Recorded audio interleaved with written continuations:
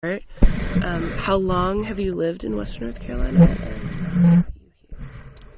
So I came to North Carolina, to Asheville in 1992. My friend Patricia Adele, who was born and raised here, went to school with me at Belmont Abbey College down near Charlotte. And she contacted me. We stayed in contact, obviously, from college days. I graduated from Belmont Abbey in 1988. And she asked me to come and build a garden with her and to paint the house that she had just purchased. So I came and I never left. That's awesome. That's how I got here. Okay, so what things have you seen that have changed here in positive ways? Well, there have been lots of changes, some positive, some negative, right, or some questionable. Back then, I think the population was around 68 or 69,000 people in the Asheville area. So when you look at the population now in Asheville, over 80, 85,000 people, there's been an influx of people.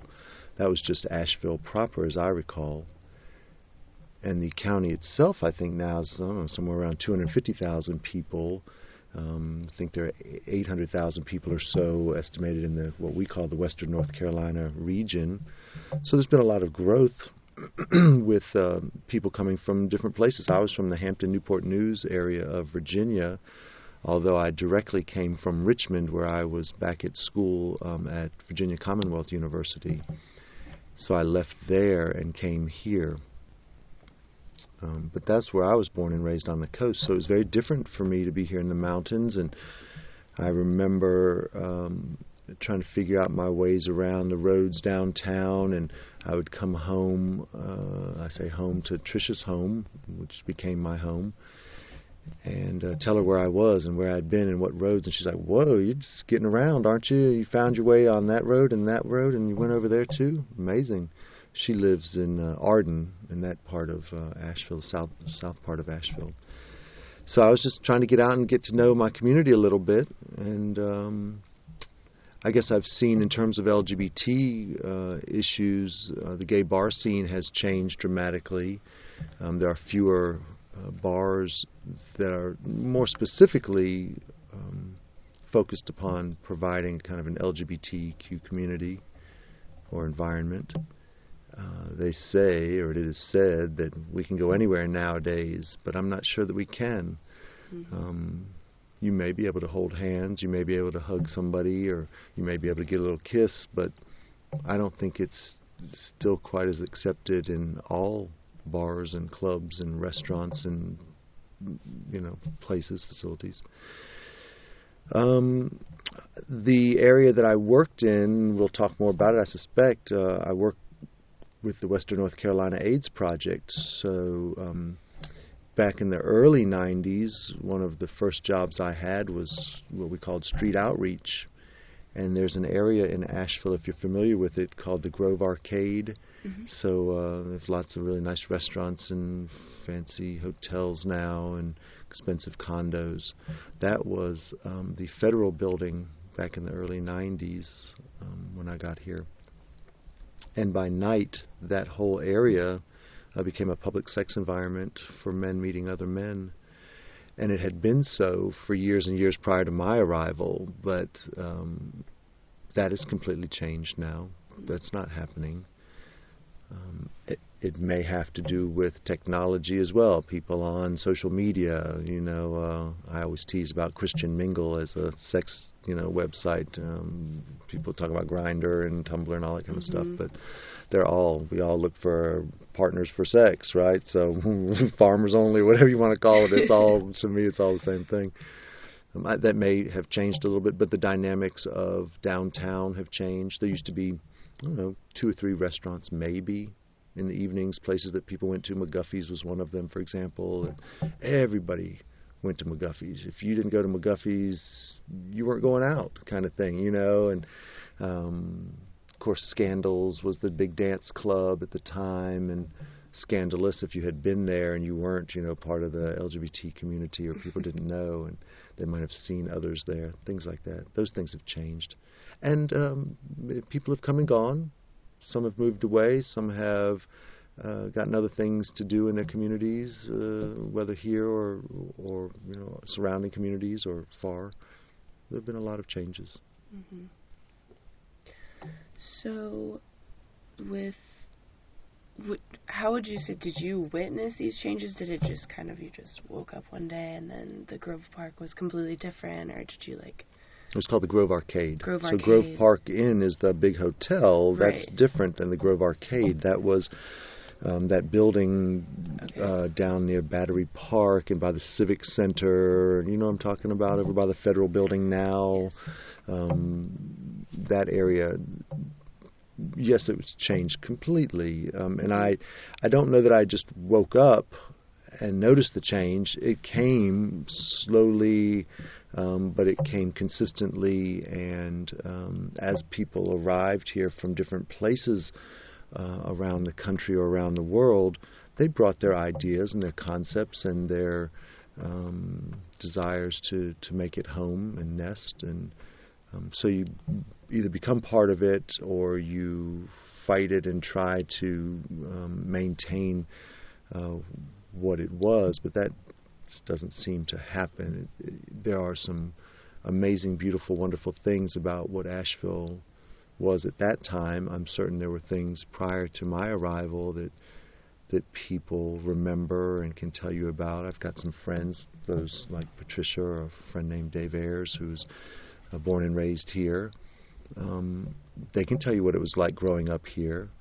They can tell you what it was like coming downtown and what was or was not, and when the buildings started to kind of get boarded up, when the mall came, when the tunnel was built through, right there through Asheville, what we call Tunnel Road, and the interstate coming through, 240 coming through. They can tell you all about that. So there's so much history that I hope is being archived. I'm really excited that you're doing this piece of it. But the North Carolina Room at Pack Library is also doing some archival work, and I was telling Dr. A that I have actually submitted some materials there too, as part of what Zoe Ryan has been collecting around the LGBTQ community and history. Awesome. So what do you hope for Asheville and Western North Carolina in general as our community moves forward with all these changes, with all these people coming in? It's hard to say. I don't know what to hope for. My story about being here is kind of an interesting concept of something that people might think is a little weird, or maybe they think it's Ashevillean. I used to work at J.C. Penney back in Norfolk, Virginia, years ago, and I sold suits at the men's department. And I can just tell you that I was one day eating lunch in the middle of the mall. They had a carousel there at Military Circle Mall, I think it was called. And I'm a vegetarian, but at the time I was not. And I had 2 hot dogs. And I was eating one of them, and I had the other one next to me. And this is how I always describe it. It sounds probably crude and crass, but this raggedy old lady came up to me, just like what you might think of, as I recall, the most homeless-looking, stereotypical, just, I don't know, bag lady, that kind of stereotypical kind of image. And she said, out of the blue, "You'll be safe in the mountains, and it'll be okay, and things will be just fine right there, and, life will be okay." And I was like, "Yeah, you want a hot dog?" Well, I said. And I looked around, and she had vanished. And as I'm telling you now, I'm feeling this, sense. I don't know. I don't know who she was. I don't know why. And so a couple of years later, I ended up here. And I always relate my being here to that premonition, that experience, that connection. I don't know who that was. I mean, vanished. I looked around, and I was like, who the fuck was that? Where did she go?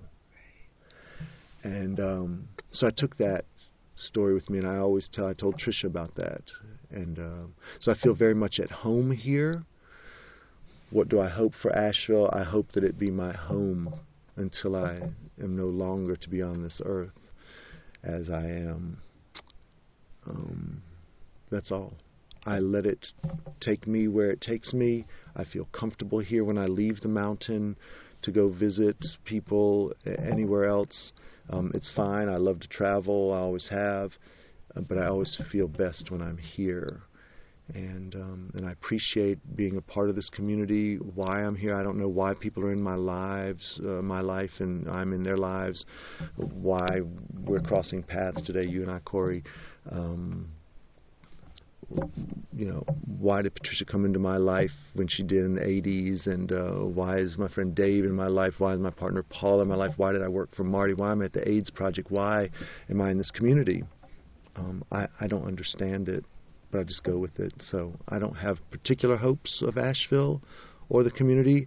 I guess what I always hope is that we can find a way to reduce stigma and discrimination, to realize that we really are just all sharing this space and place called Earth for a very short time, that we have more similarities than we have differences. Even though we look at each other on the outside, we seem so different.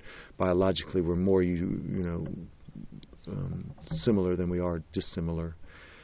And I hope that maybe my time on this earth, in this city, around the community, has been helpful in some ways.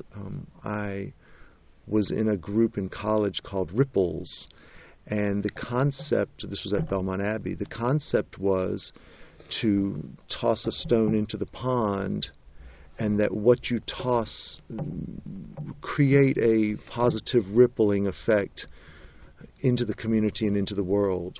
And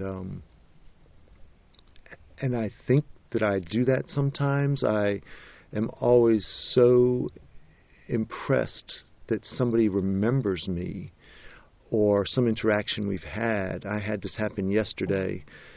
Tell me if I'm talking too much.